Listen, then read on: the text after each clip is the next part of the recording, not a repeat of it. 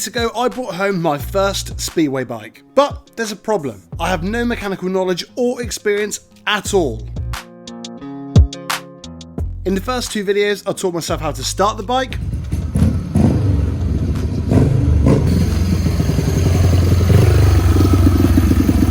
had a go at trying to take the carb apart, which failed miserably. And in the last video, I had a bit of help. My friend Eric came to my house and gave the bike a much more detailed check over. And thankfully, nothing was too bad. Yeah, you're doing well. You've done well. I expected Eric to come over, kick some tyres and have a look at the bike to tell me what was wrong with it. But Eric's kindness extended much further than I expected. And it turns out we're going to completely strip the bike, clean it all up and put it back together knowing that everything has been checked. In today's video, it's going to be a bit of deja vu, because for the second time in 4 weeks, I'm going to take off the carb, air filter and the throttle to take a closer look at what goes on inside the carb itself and why. Remember, at the time of creating these videos, I've only had my first Speedway bike for just 19 days. And although Eric has a lot more knowledge than me in his supervising, the decisions and ultimately the mistakes will be down to me and my lack of experience. These videos aren't aimed at people who know these machines inside out. I'm not a mechanic, these are just vlogs of me learning how to build these bikes.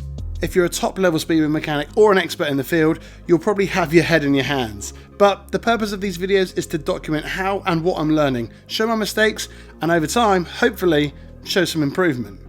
This is the fourth video in a series that I hope will go on indefinitely. As time goes by, my knowledge will improve, and hopefully, so will the information. You're all coming on this journey with me, and I hope you find it somewhat entertaining and interesting, but please be aware that I'm gonna make mistakes. Plenty of them. Anyway, let's calm down the waffling and get into the video. My name's Carlito, and welcome to my YouTube channel. If you've already watched the previous episodes, you'll know that Eric and I got the bike running smooth. But before my mate and his more experienced hands got to the carb, I was having some problems. As these videos are for people with zero knowledge at all, here is how a carb works. Well, I think how a carb works. Let me quickly add my disclaimer just in case.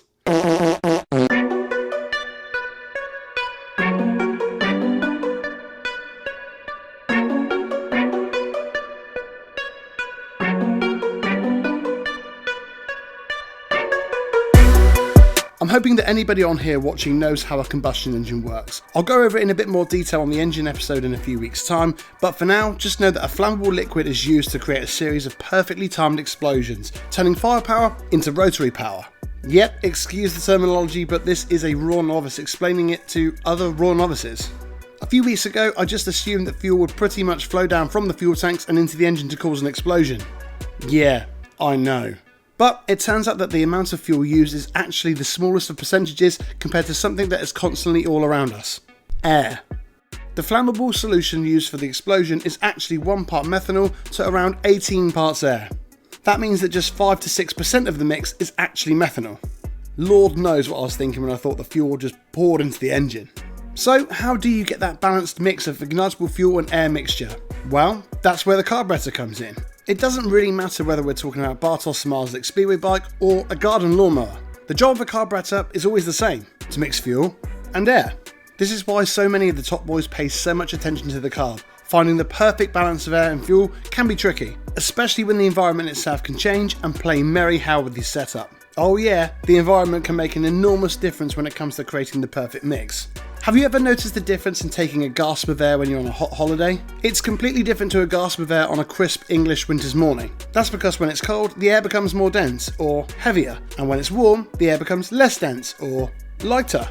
This is why hot air balloons are able to operate, because the warmer air is lighter than the cooler air. If the difference between hot and cold air can lift a basket of 10 people into the sky, then imagine the difference in performance inside of the carburettor. On a hot day, there'll be less oxygen being sucked into the carb, so to balance the ratio, you'd use a jet that allows less fuel through. On a cold day, there'll be more oxygen being sucked into the carb, meaning, that's right, you'd be using a jet that lets more fuel through. Again, to balance the mix. This is just one area where the top boys are chasing the setup, because on a day where it's been quite hot and the sun goes in and it becomes quite chilly, if the carb setup was left the same, the bike would produce way less power, because the ratio will be out due to the change of the environment. Does that make sense? No? Good. So the first thing to do is to find out why methanol is squirting out the top of the carb. When I took the carb off, I took the whole throttle body off with it, but Eric showed me a way which is much easier. This way you don't have the throttle just getting in the way all the time. Once the throttle cable was loose, Eric reattached the top, just so it wouldn't get lost anywhere. Once the throttle cable is free, all you have to do is loosen the Jubilee clip around the top of the inlet manifold, and the carb should be ready to slide straight off. It's best to wipe your finger around the bottom before you commit to removing it, just in case there's a bit of debris that's stuck between the carb and the port, which could potentially fall into the engine during the removal. It's super important to have your engine bung ready to go, because once the carb's been taken off, you'll need something to stop anything from dropping down inside the engine. In a previous video I used an old t-shirt, but it's much better practice to use a proper bung. If you're going to wash, store or remove the engine, it's important to tighten up the Jubilee clip as well, so the bung doesn't come loose. But when it comes to removing the carb, that's pretty much it. So I wasn't a million miles out with my first solo attempt. Liar! I know I'm going to get comments about the condition of the air filter. It has been changed, but the footage in this video was actually recorded before the footage in the previous video, if that makes sense. Once the carb was off, Eric drained the methanol into Alice's favourite baking tray. She loves me turning cooking utensils into bike tools. When the bowl was removed from the bottom of the carb, it was clear as day why the carb was leaking methanol. I'll freeze the clip for just a second, just to see if anybody can spot anything out of place. If you thought of this, you were correct. Just remember that the carb is upside down here, but this little thing, this is called a float pin. And it had actually come out of its post, meaning the float wasn't working. And you're all going to say it, but Carlito, we didn't know what a float is. Well, it's a good job I'm going to explain it then. When the fuel's turned on, methanol runs down the pipes and starts to fill the bowl inside the carburettor. The bowl holds the fuel, which is ready to be jetted into the air chamber. Once the bowl has enough fuel, the float floats up and closes the needle valve, stopping more fuel from entering the bowl. So where my float pin had come loose, the float can operate correctly and close the needle valve, meaning that fuel was just continuously pouring into the carb and the excess was squirting out the two red tubes at the top. Now the pin is back in the correct position, the float can operate correctly and the excess fuel won't be flooding the carburettor. So I guess that's problem solved.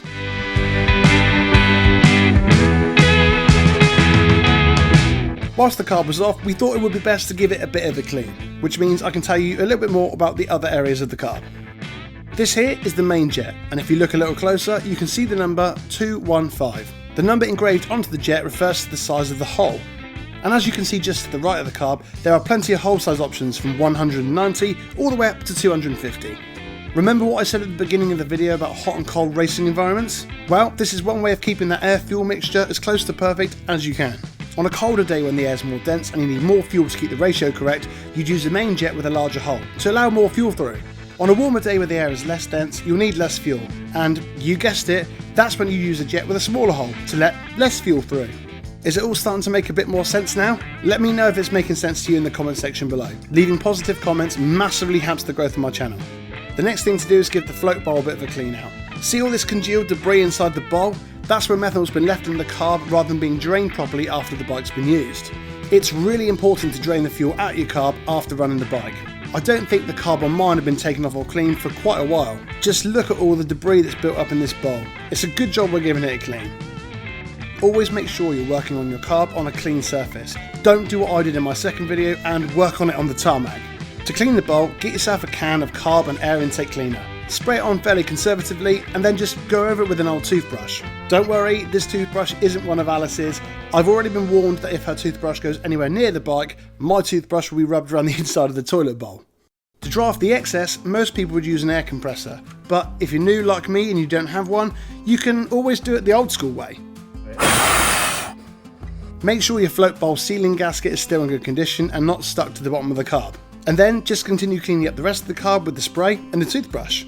If you're wondering what these scratches are on the back of the carb, I think these marks are from where somebody has been tapping the back of the carb with a tool. Quite a few people have told me that the float can get stuck from time to time, but you can easily release it by giving the back of the bowl a little bit of a tap. I didn't really believe that this was a real solution, but when I was watching a video of Dan Bewley start on his bike, I saw similar battle scars on the back of his carb, and lo and behold, before he goes to start it, he taps the back of the bowl. The last thing to do was to give the main jet a bit of a clean. If you're riding speedway or grass track, it's possible that a bit of shale or dirt can get into the fuel tank and eventually find its way down to the carb and block the jet. And once that was all done, it was time to put it all back together and put the carb back on the bike.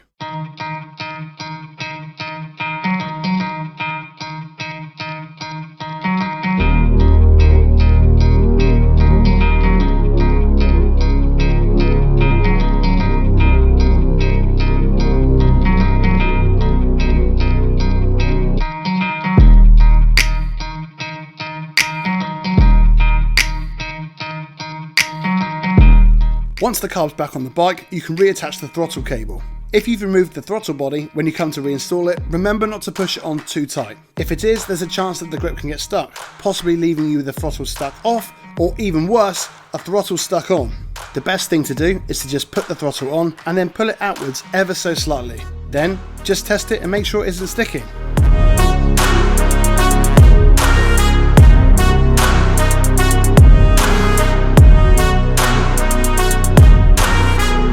If you've enjoyed today's video, please click that thumbs up button. It really does help more than you'd ever believe. And if you haven't already, make sure you subscribe to the channel. It's 100% free and means you won't miss a video.